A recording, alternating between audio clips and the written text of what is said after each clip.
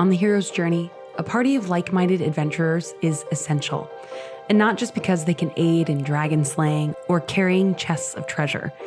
Each person in the party brings a unique perspective, a way of framing the world based on their own unique quests and experiences.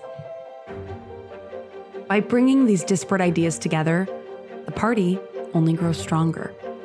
This is also true in business, where the most successful companies often thrive because of the ideas presented by those actually in the trenches.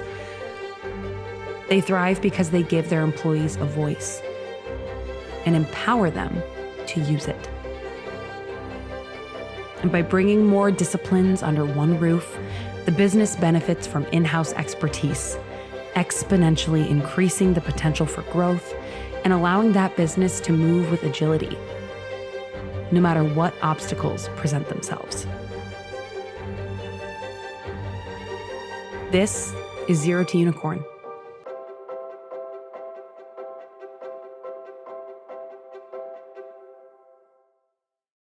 Last time on Zero to Unicorn, Norhart made some major strides toward value-based hiring practices to ensure that the various employees who make up Norhart were aligned and prepared to take the company to the next level.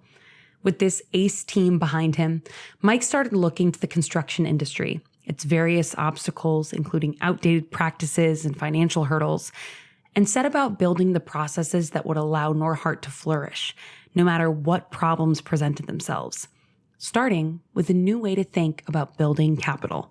In the last year, we've seen the rise of inflation, and with that comes the rise of interest rates.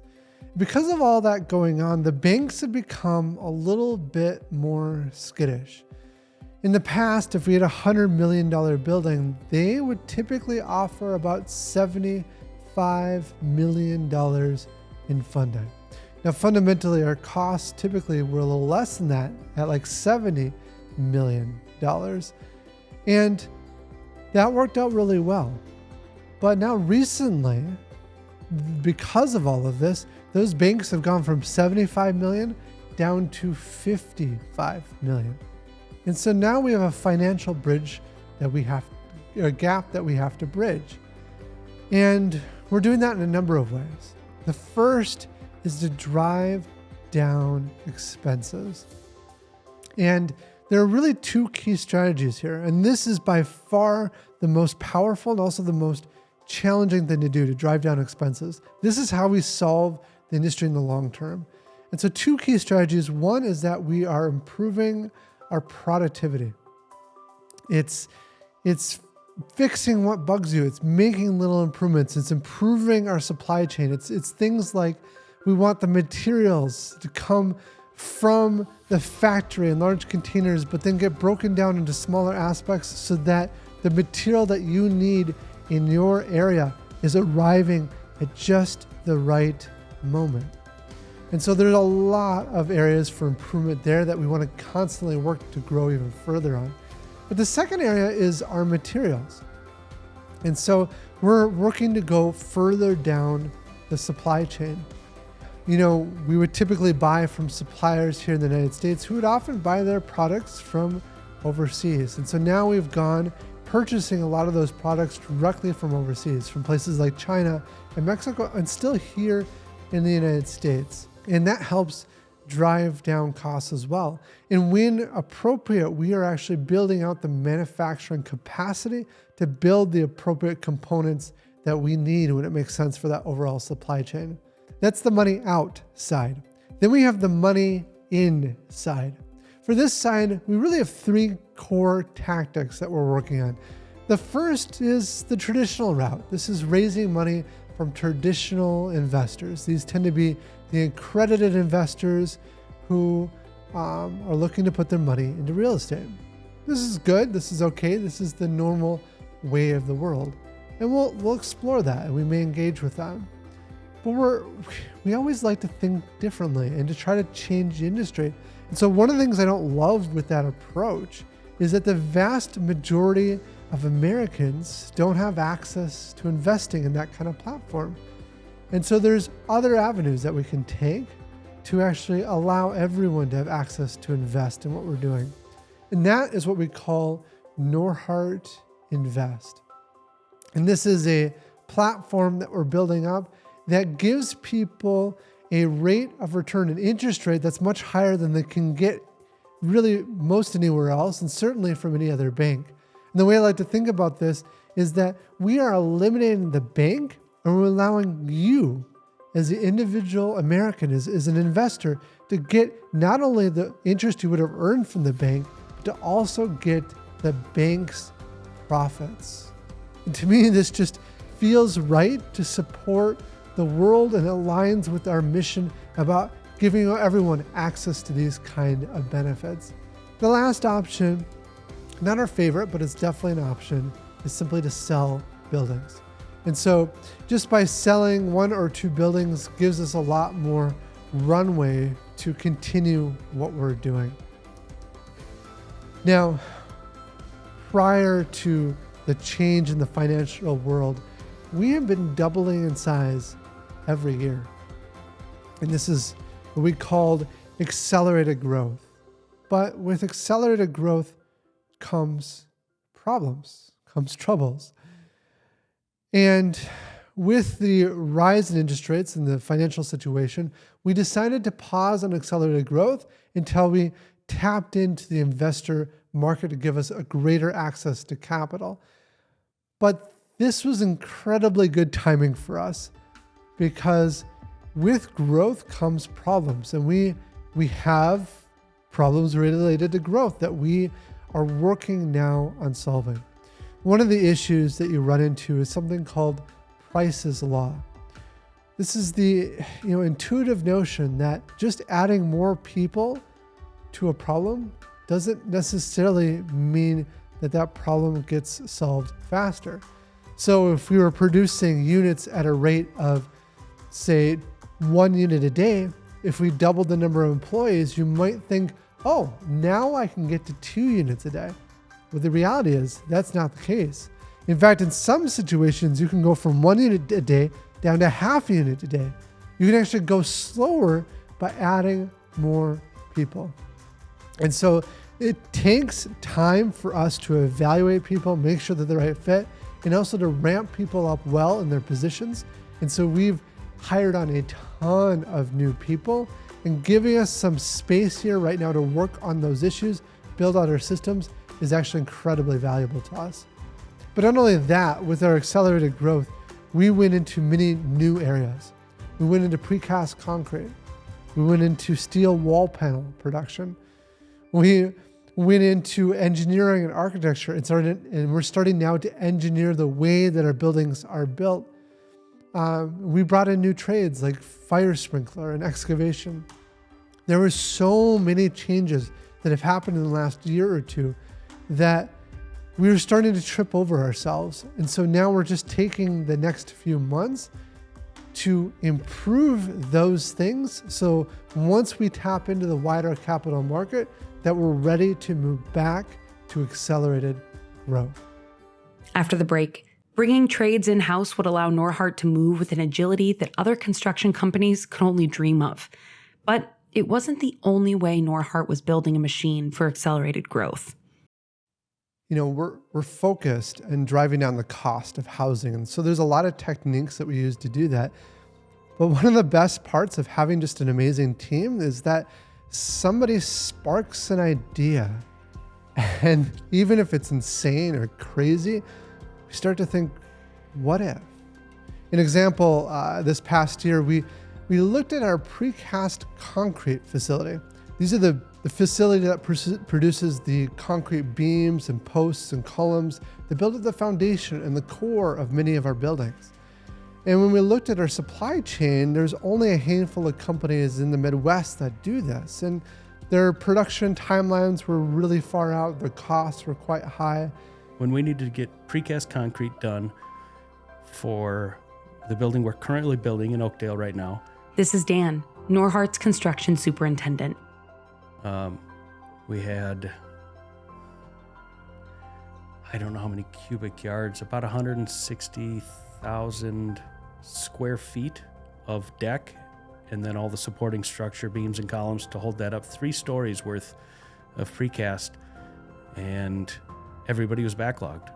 We talked to different contractors all the way up to outside of Grand Forks, which that's a heck of a lot of shipping for precast concrete. Even going that far out, we couldn't get anybody that could meet our timeline and then also our budget. But even if dollars weren't a factor, just to get it done in time, and we said, I mean, we were shopping a year out, 18 months out, I think, and we couldn't get precast in time. And someone said and looked at this and said, what if?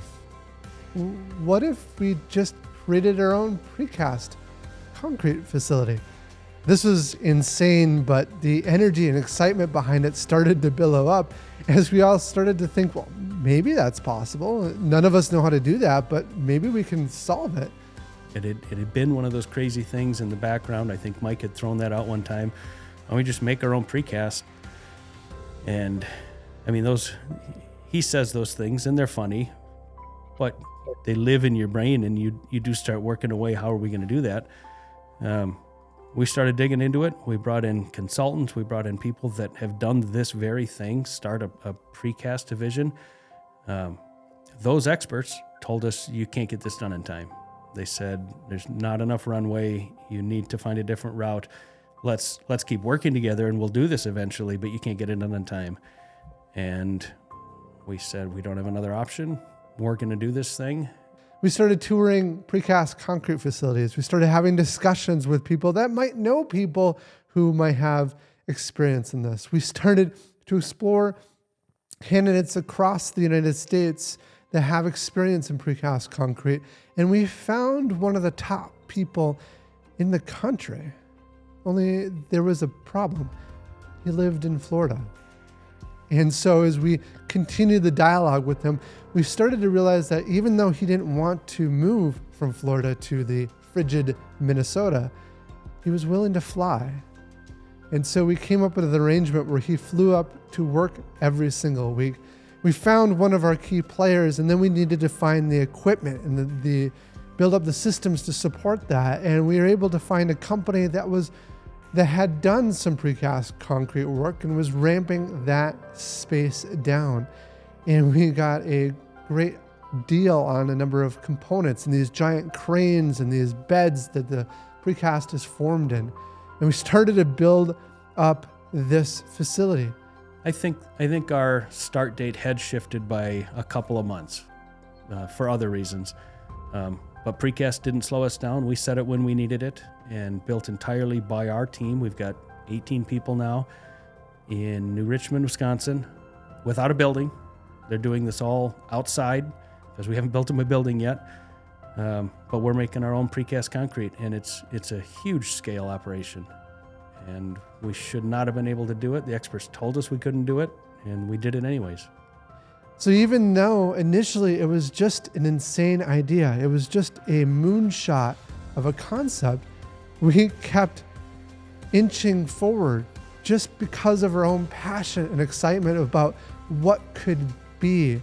And as a result, we produced one of the only handful of companies in the Midwest that does precast concrete.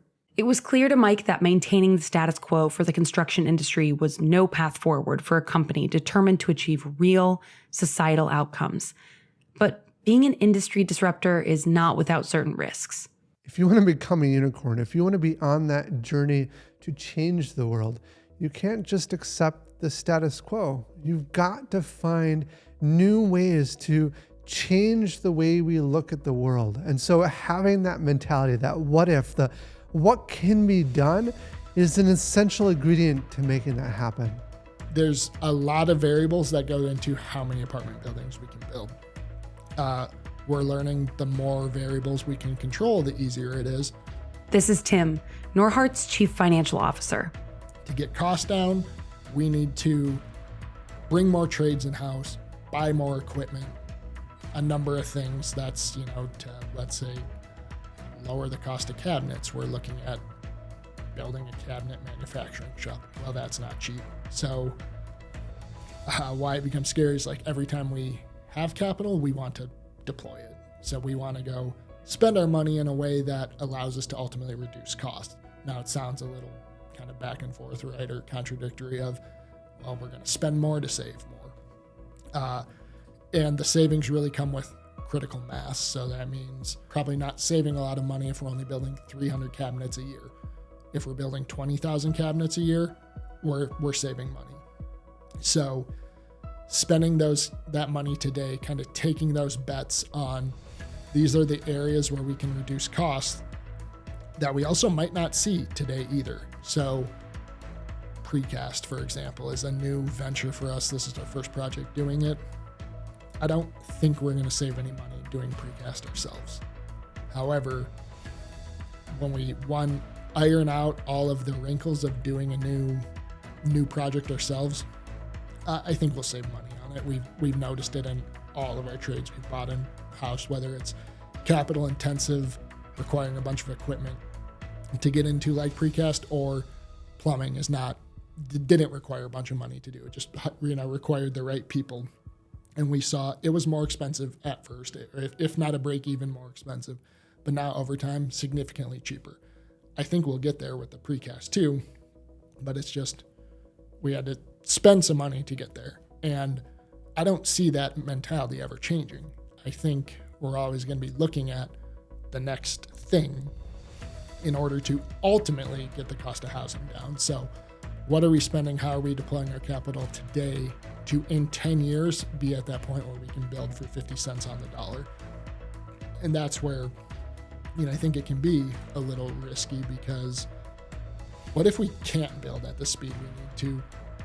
What if we have a deal fall through or something like that for the next project, where we kind of are betting on that critical mass to break even and make this possible to ultimately save money, and we don't get there. Now, I don't think we'll ever get there if we are conservative and say, no, we're not going to do that. That's too risky. If we did that all the time, we would probably still be building 100 units a year. Our construction crew would be, a half to a third of the size that it is today. We would not, I would not be talking to you. That's for sure. This whole, all this podcast stuff around me, this would definitely not be reality if we just wanted to play it safe and only did, something that looked smart on paper today, didn't think about the future or risks or gambles. This last year, we had some crazy goals ahead of us. Certain production rates that we wanted to hit, which we hit. We wanted to be a certain number of units, which we accomplished. We also wanted to do some crazy things like precast concrete in-house and wall panel factory.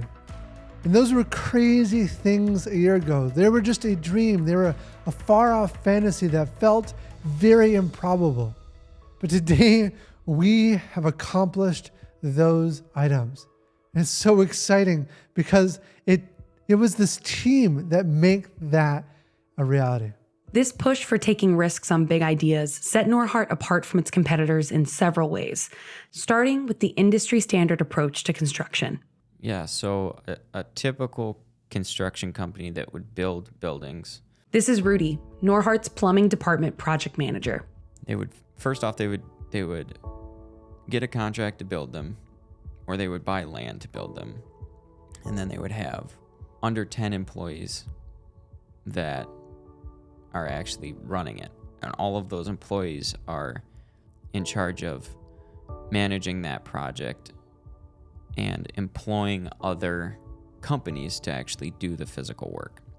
So you would have plumbing subcontracted and electrical subcontracted and concrete and drywall, and everybody would be subcontracted. So you'd have all of these independent companies coming together, working for one company at the top, but they aren't all part of the same company. So they all come in, they all do their little work. Traditionally, construction's very segmented. Your owner is a different company than your developer who finds and coordinates sites, who's different than your general contractor who coordinates all of the construction. That's different than your subcontractors, your plumbers, your electricians, your HVAC, who's different yet again than your manufacturers and your suppliers. This creates problems. And then let's say the cabinets aren't laid out correctly.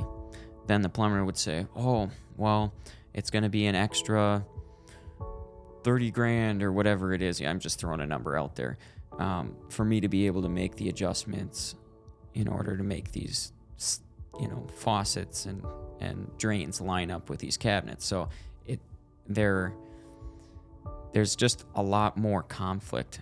But yeah, so they're all the workers in the building actually doing the work all work for a different person. I mean, imagine for a moment if a construction company were to produce cars. You'd have a different company installing the windshield, and a different company yet installing the wheel, and a different company installing the doors. And then, of course, the door company, well, they would have been busy on another project, and they wouldn't be able to get to your factory for a week. That means your factory is shut down. And then when they get there, they are irate. They are upset because they can only work on one car at a time to the assembly line. Instead, they want an entire room full of cars for them to work on most efficiently. They're really thinking about themselves rather than the whole system. In fact, I've seen teams or subcontractors rip materials out of the wall that some contractor did just because they were angry and they wanted to teach the other subcontractor a lesson. It's awful. And I've heard horror stories of butting heads. Actually, when I started here, we had several trades subcontracted. It's taken us a couple years to get everybody that we want in-house. There is a story I have with plumbing where we had employed a company. Eventually we had replaced, that moved at the speed of molasses, and there just wasn't much you could do to get them to produce the numbers we wanted to produce, because they said, well, we work for so-and-so and we're contracted to do this amount of work and we don't really care. Oh, carpenters forgot to stand one wall, we're going home. Or they would just they were finicky to work with. They were difficult. And also the incentives are mismatched. We had a drywaller in one of our buildings. This is before we had it in-house, who in one wall had to install 2 layers of drywall. And the first layer of drywall had to match the same specifications as the second layer. It was a safety concern, a fire rating. In that first layer, the ends of the drywall had to end on studs. And there was a certain screw pattern that they had to match, and there couldn't be any big holes. What happened to walk in the unit? And that first layer looked like a kindergartner had installed it. Mismatch of pieces up on the wall, big holes and gaps, screw pattern was not met. And I pulled the subcontractor aside and said, dude, what are you doing? He said, oh, sorry, we'll fix the problem. But it made me think, these subs are trying to cut corners because that's how they maximize the profit for themselves. Bringing things under one roof means that our teams are not incentivized to do that. They get paid their salary whether or not they cut corners or not. We don't want them to cut corners, and they take pride in the work that they do. Their name is on that building. So you start improving quality. It's a lot harder to get the results that you want if you're not all working in-house, is I think what we came to find. When the entire company is focused on doing the best work that they can, something magical happens. Rather than identifying obstacles, Norhart's employees are empowered to find solutions. That's where I see myself in the company. My role is connecting those dots and inventing new ways to be able to produce more with the same amount of manpower. So material, as you build more, is always going to scale equally. Relatively. It's going to follow your production pace. Material, pretty Exactly. So when it comes to manpower, how could we change the way we build? How could we utilize our factory? We have a factory now in Forest Lake that's been running for almost a year now, I think. And so that hasn't been something we were able to utilize early because they were just trying to produce the walls to plumb in. But now I'm working with engineers in the factory to be able to see what we could get done. So, for instance, penetration. So we drill holes in these walls in the field. My biggest goal right now with improving production on the plumbing side is if we could get those holes drilled at the factory, then in the ideal world, all of the plumbers come to work, they've got a backpack with all their tools in them, they just walk up to the unit, they have a schedule, and then all of the holes are drilled, everything's laid out already, they don't have to, that would eliminate an entire phase of our production. So we split in our rough-in into 3 areas, so that would eliminate one of the 3, so that would be a 1/3 faster if we could get it done at the factory. Now the factory still has to take time to do those things, but when it's on the production line, it's much easier when you don't have to carry tools up from 2nd floor to 5th floor and to make all of these penetrations work. So that's just one example, but we're littered with opportunity, and that's the part that excites me. With several trades in-house, the complications that could arise when dealing with subcontractors became opportunities for solving complex problems before they even happened. There's a ton of different trades that it takes to build a building. I don't have that number off the top of my head, but there's many trades. You have paint, drywall, all these, electrical, excavation, concrete, all these different trades that go into erecting a building.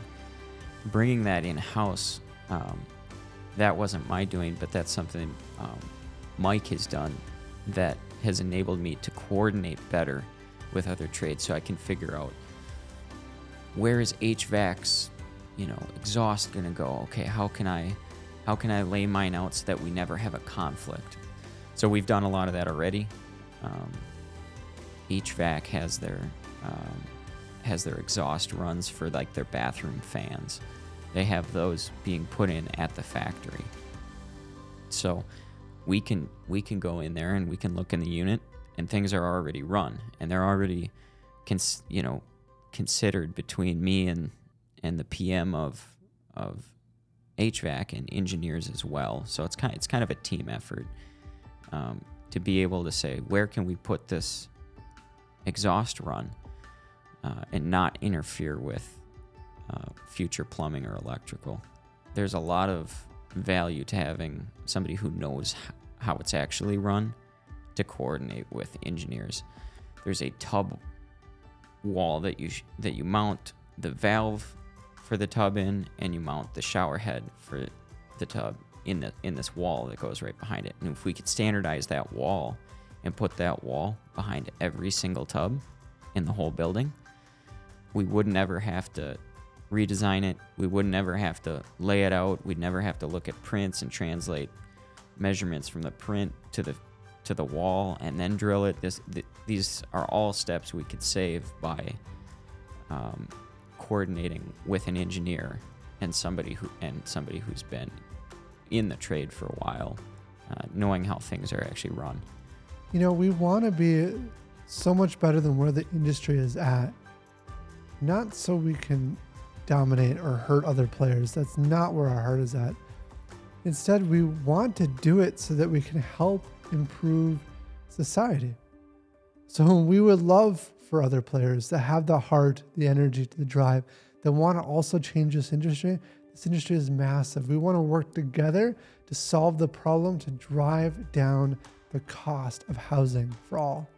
After the break, bringing the various trades under Norhart's roof, as well as creating factories for prefabricating concrete and wall panels, boosted the company's efficiency. But it was hardly the only way that Norhart was innovating in the construction industry. Another thing that we do is just work to solve all the little problems. The reality is that in construction, there's no one key problem that solves it all.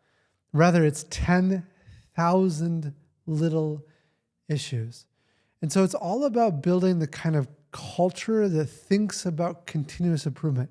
It's getting everyone to help find ways to solve those problems, to fix what bugs them, to make a 2-second improvement every day. If you think as a leader that you alone can solve the problems in your business to improve efficiency, the reality is you can't. You're just one brain. But you need the brain power of everyone in your organization working together toward that end goal. Electrical is what I can speak on mostly. This is Derrick, who does electrical rough-in at Norhart. Yeah, so we used to run range wire, so the oven, and we used to run it from the panel up across the joist space, down into the box, and then once the drywall's up, it would plug into there. And then someone said, why don't we try to run it down? It's less area to cover, and that wire itself is like $4 a foot. So we tried it. You get one guy below you, and then you just kind of hand him the wire. And that saved us like probably, I don't know the exact number, but I think it was like 6 or 8 minutes every time we ran a range. And then it saved like $40, which doesn't seem super crazy, but when you got 300 units, that adds up. That's one thing that worked out well. And we've had stuff that just wasn't the best before either, but that was a good idea and it worked out. Even small changes and ideas can have huge impacts on a job site. Probably the thing that I use the most, as well as everybody else on our crew, is when you do a kitchen layout on rough-in, you look at a plan and it says, oh, you got to kind of go along the wall and mark it out. So you got 30 inches for the fridge, 18 for a shelf or a cabinetry, 30 for the range. So instead of looking at a plan, I put it all on a piece of wood, like a stick, and just drew lines and wrote fridge, cabinet, range. And instead of looking at your phone, tape measure and marking out on the wall, you just put the stick in the corner of the room, draw the lines, and made it a lot more efficient.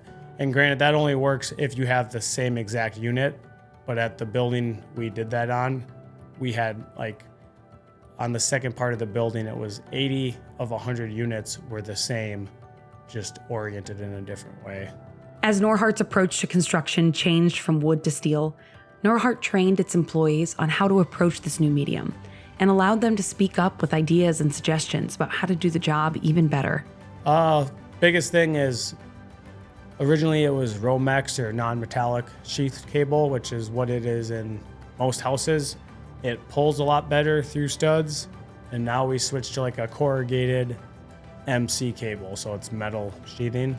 It doesn't pull as good. It's not as smooth, but you got to kind of learn, I guess, how to pull it, because the old style in a lumber building, you can just pretty much yank and it'll follow you. This, you got to kind of follow which way the service holes in the studs are punched out in the metal studs instead of lumber drilled. So that was a big deal getting to kind of get the feel for, because you can't pull if you're just snagging metal on metal. And then the other big thing was just drilling holes.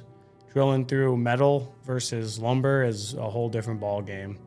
And that's just something we learned by, we started with like these really cheap bits and then slowly got up to what we need. And now we can, like, for, I guess a comparison is we took like 2 weeks to finish the first single apartment unit at Oakdale. And I remember I wrote down in my goals, it'd be nice to finish a unit in 2 days. And then last week, we walked in a unit at about 11 a.m. and 3 to 4 guys, one guy had to leave and do something else, but we were able to finish by 4:30 p.m. And that, I was just like, wow, we've gotten a lot better without even noticing it. They have been very open about getting us all the tools we need. For example, they were buying us, I think they were like $20 metal cutting bits, and we were going through them like crazy, wearing out your shoulder, just like sitting up on a ladder, pushing on the steel with a $20 bit. And someone brought up that more expensive bits will be more efficient, they'll last longer, and some companies would be like, well, I just keep struggling with the cheap ones, and then, 3 times more money for the same hole at the end.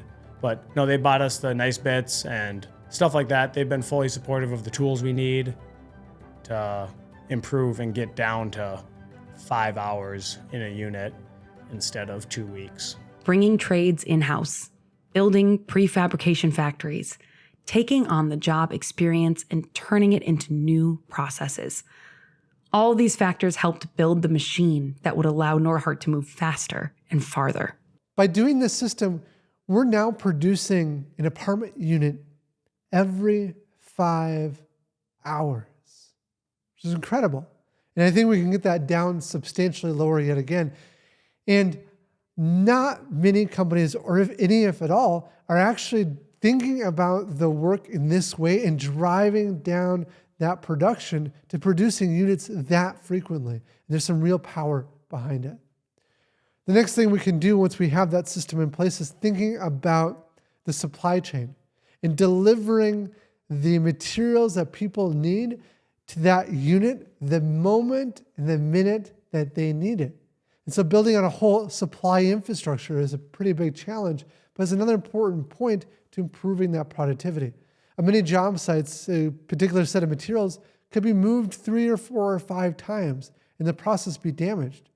An average foreman might think, well, just send me out all the materials so I have what I need.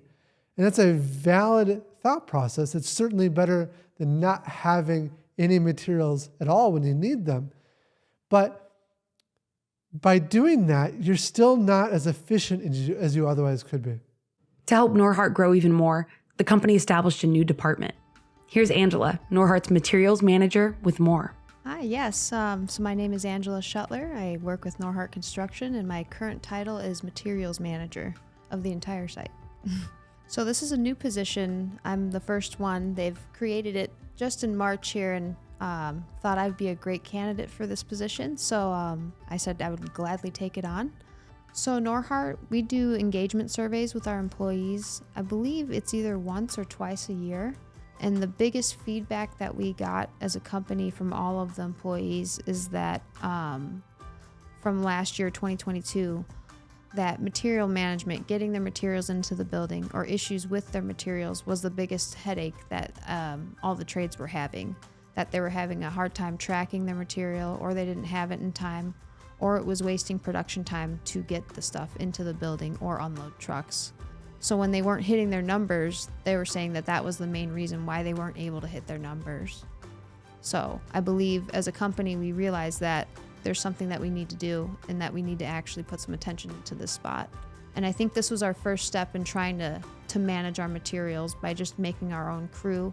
And since we do it all in-house anyway too, I think the long-term goal is to have our own warehouse where we can have all the materials off-site, get them pre-kitted, and that the job site itself isn't getting over-inundated with material that doesn't need to be there yet. So kitting, to find something that is very similar, would be like Amazon warehouse, for example.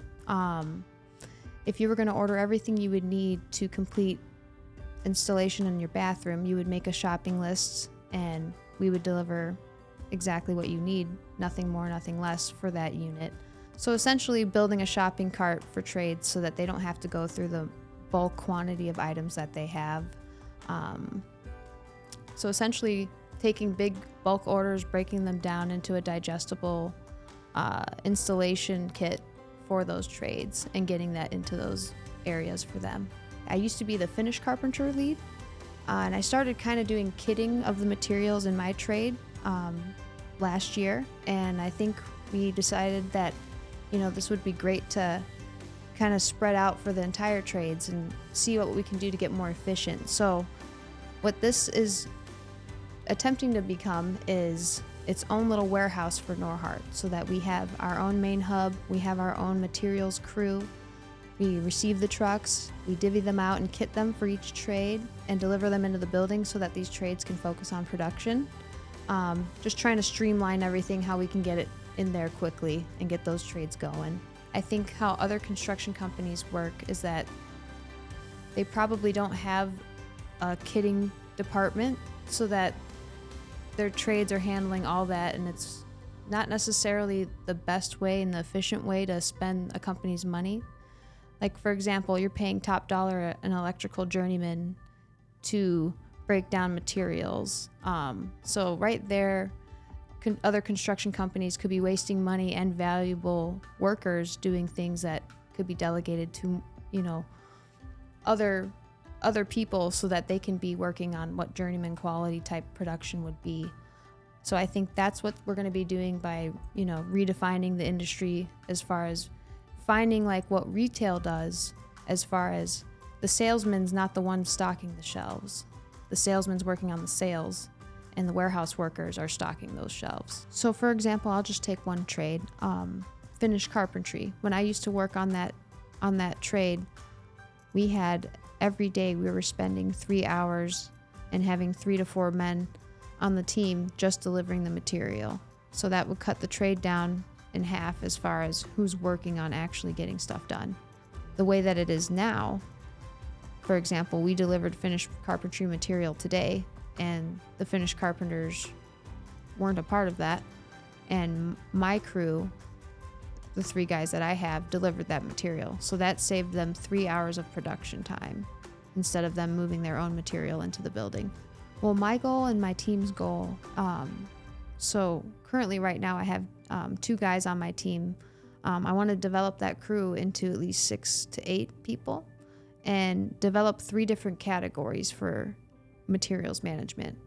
I want to have one crew be receiving materials to the site and getting them organized in our warehouse so that they're shoppable for the next crew in the materials management, which would be building kits.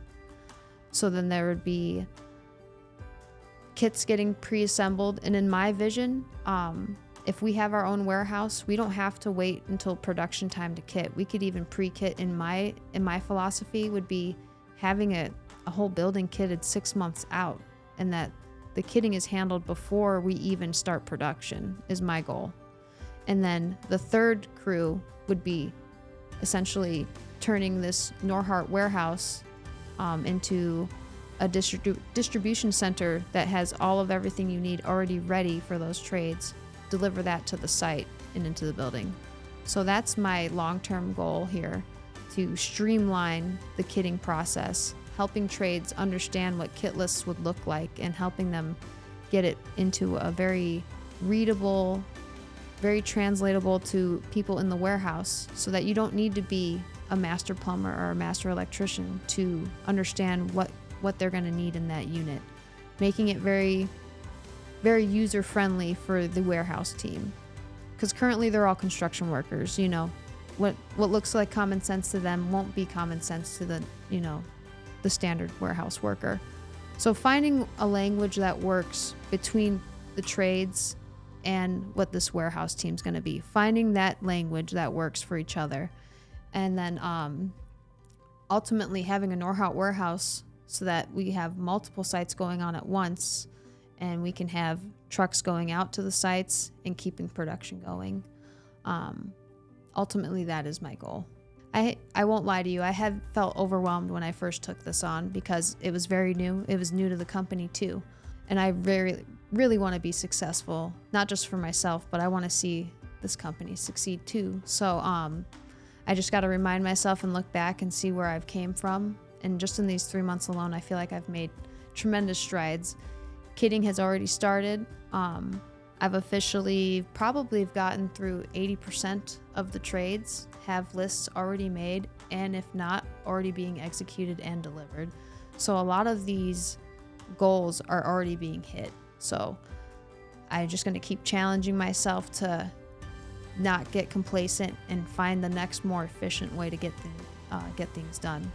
But my goal is too, where I don't need to be boots on the ground, where I get it so streamlined that I don't need to be there hovering. Everyone's on the same page. But yes, it feels very critical. Next time on Zero to Unicorn.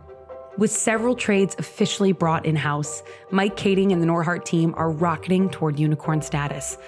But in these high growth years, there are still plenty of lessons to learn.